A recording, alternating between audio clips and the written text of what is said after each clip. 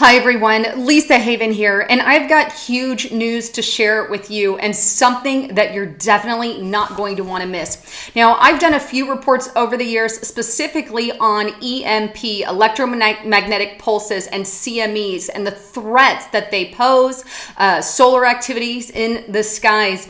And it seems that the government is really amping up lately. I just want to show you a few things on that so you get an idea what I'm talking about. The first thing you see on the screen here is an act that Congress passed called the SHIELD Act in 2014. And it is really the first serious piece of legislation that attempts to address the vulnerabilities of the United States power grid.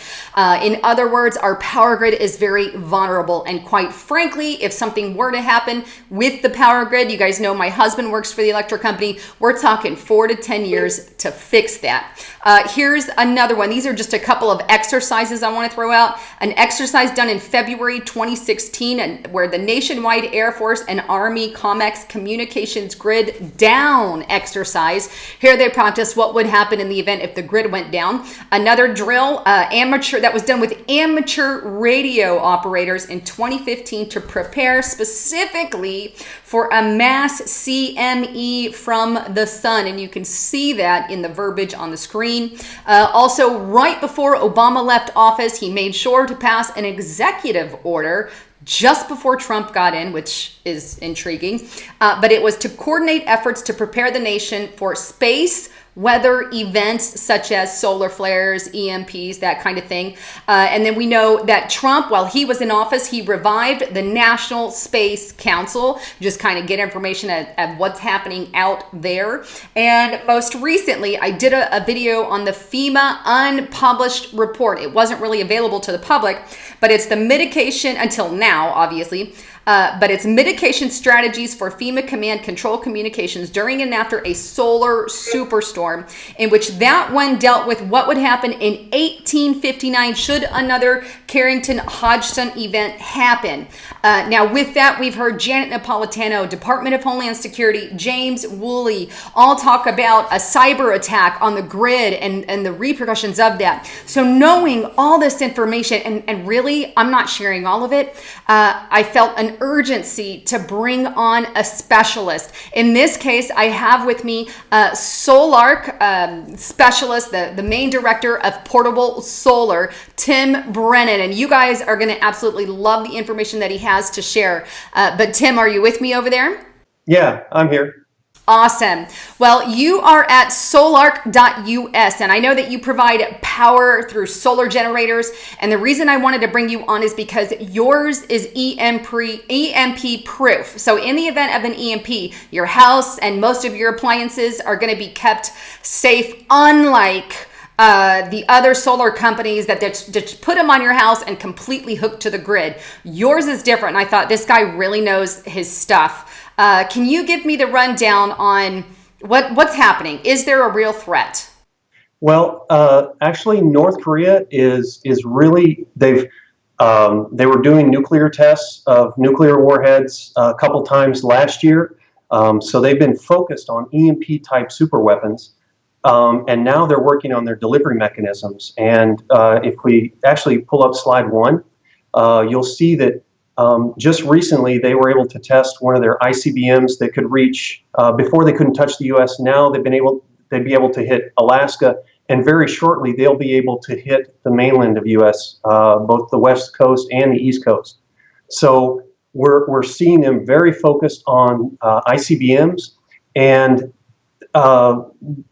both Russia, China, North Korea, and Iran have all done military training regarding EMP attacks as part of an all-out cyber warfare. So they are preparing, and our government is preparing for itself in that, if you read through the FEMA report that was recently released, they said, a CME type event, which is like an EMP or one of the things that happens, it would wipe out the electric grid for 4 to 10 years, but their plan mainly focused on just FEMA communications and control, and only went out to 8 days. So no big surprises there. The government's preparing, but they're not letting the public know. Well, they're not preparing for us. That's the problem. And that's why I did that report. I'm trying to stress, look, the threat of an EMP, CME is real, or an even cyber threat. And look, the government is preparing, but we're not part of really that preparation. They're prepping about the government, and there's a point in that document where it just is left open saying, well, there's not really, there's this gap between 6 months, a year, all the way up to 4 to 10 years, saying, well, there's not really a solution there. That's why I bring on people like you. Right, and it's so bad that the government is not preparing for the people that there have been 4 states that have passed legislation, you're actually in one of them, to enact legislation to prepare against EMP, solar flares, and cyber attacks. Because if you prepare for those, then you're protecting the grid, and they're doing small things like protecting small portions of the grid, a little bit of government, a little bit of military, but there is a lot left to be done. I mean, very little being done, even at the state level, but at least the states are doing a lot more than the federal government is for the people. What's the chance of something like that happening to us? So in terms of a coronal mass ejection, a CME or solar flare, there's a 10% chance every 10 years of, and then in terms of a cyber attack and EMP would probably go hand in hand. We have about 15,000 cyber specialists or hackers that work for the U.S. government. North Korea has about 60,000 and China has about 800,000. So they anticipate a cyber attack, and then before an EMP would be used, but they'd be used in concert. There's the odds are getting more and more because it's such a devastating weapon, and it hides its tracks and so forth. So I would estimate probably a 40% chance, roughly, over the next 10 years that this type of weapon would be used. And so if you add up CME and cyber attack and EMPs, you're looking at about a 50% chance over a 10-year period. That is really significant. Well, I mean, here's the thing. We know the government is stockpiling food, water, ammo, seeds. They got a whole seed vault. And that's why I'm such a big prepper. And that's why I bring people like you on. Now, you have something different than any other solar company has. Can you share a little bit on that? I mean, just briefly, because I think this is crucial. Sure. But before we talk about, people can go to our website and learn about our product. I'd really like to focus more on we build EMP hardened solar generators. So we EMP protect the solar panels, and we EMP protect the as best we can the appliances that you use, and you're able to use it every day. But I really want to step back from our product and more talk about the two most important survival items that people overlook are water and food preservation. And solar energy is a very good tool for both of those. So, but people make some big mistakes on solar. 99% of the solar systems installed today are non-battery based. So when the grid goes down due to whatever reason, it could be a storm, they don't have any power from the solar panels. They stop producing. And also they're damaged by solar flares and EMP. So not much good there. But they do reduce your electric bills. The other thing is people make a mistake and they buy this really tiny system. Actually, could we go to slide 3?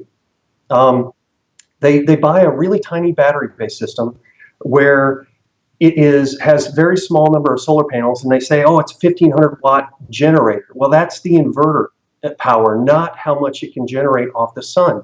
So you really need to look at how much solar power, how much solar panel power comes with the system. And, so to give you an idea here, we can see that one 250 watt solar panel produces about one big battery of energy a day.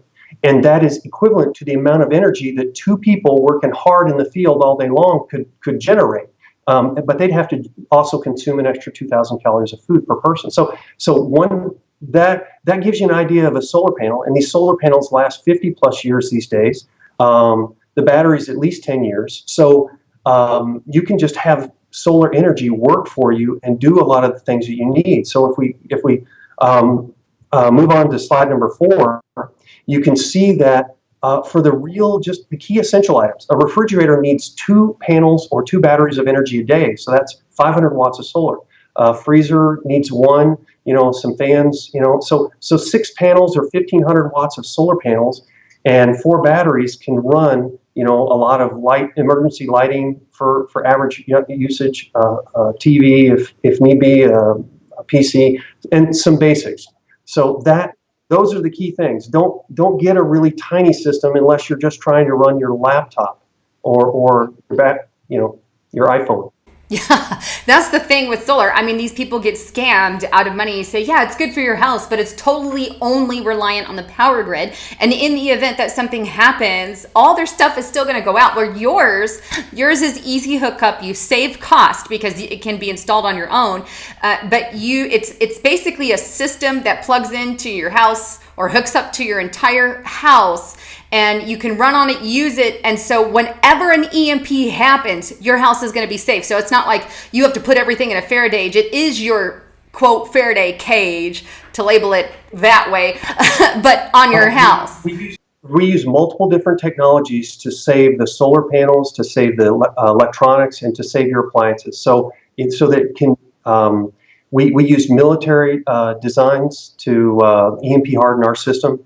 And the other thing is, you can go to our website. You don't have to buy our system. You can go ahead and just learn. We have educational presentations where you can learn what's good and what's bad to look for in any solar system, whether it's ours or anybody's.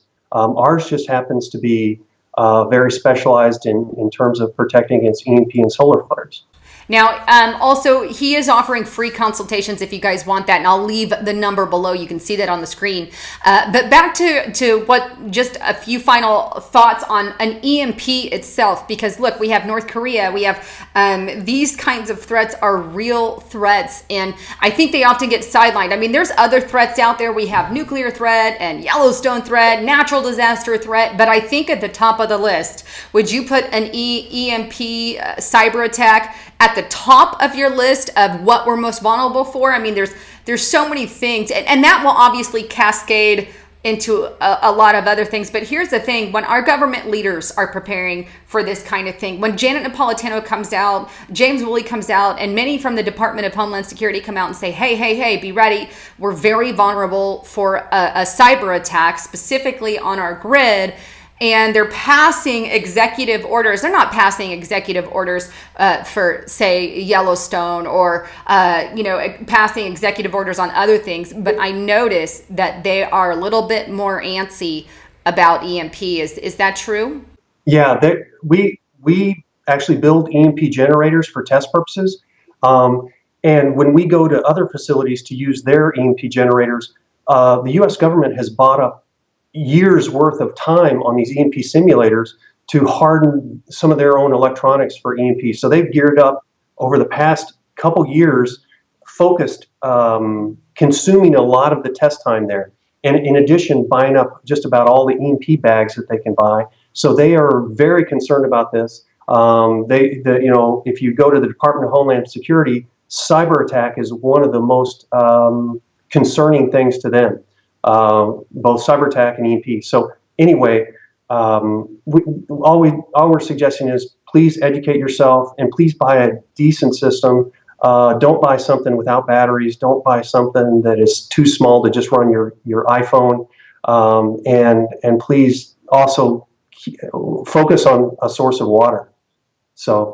And you're one of the most dependable companies. Otherwise, I wouldn't have called you on my program. And I'm just very solid about who I bring on here and what they offer. I mean, I would never just say, oh, let's go with a normal company who's hooked up to the grid and only that, and not EMP proof, because you're just defeating the purpose. And so what's the phone number if people want to call and get that free consultation? Oh, sure. The phone number is 972-575-8875. That's 972-575-8875. And just mentioned, you heard us on Lisa Haven, and the goal is we just don't want to look like slide number 2, which is North Korea, and they could definitely do that to our country, so send us back into the dark ages. And one last thing I want to add is there's a 30% tax credit, right, when you do this things? That's correct. So in addition to the system paying for itself over a 10-year period, unlike a lot of other preparedness items, this you get to enjoy and reduce your electric bills, but also you get to take 30% federal tax credit on the system. It's not a tax deduction, it's a full tax credit. So that helps. Awesome. Well, don't forget to go to solarc.com. And like I said, I totally back everything that Tom was talking about. He's just very solid. And look, the threat of an EMP, I think, is higher on the list than multiple other things that are on the forefront. Will it happen? Well, I don't know. But here's the thing. It's better to be prepared and be safe than be sorry as a result. And that's why on my channel, I brought him on. It's because of all these things that I've reported on. Just this year alone, there's 3 major things. Or within the past year, Obama's executive order, Trump's executive order, the FEMA report that came out. All of these throw up some red signs for me. And quite frankly, if they're preparing, so should we. Because they're not necessarily preparing for the average person. They're preparing for those in the government. Anyhow, wanted to bring you the latest on that. I'll leave all the links below. Thanks again for tuning in. This is Lisa Haven and Solarc's Tim Brennan signing out. EMP is a serious threat, putting our nation's energy at risk.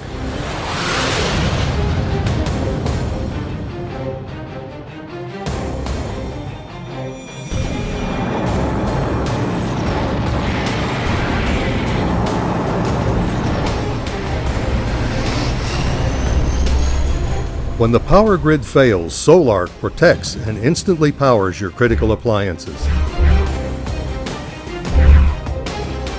Solarc EMP hardened solar generator and EMP suppression system.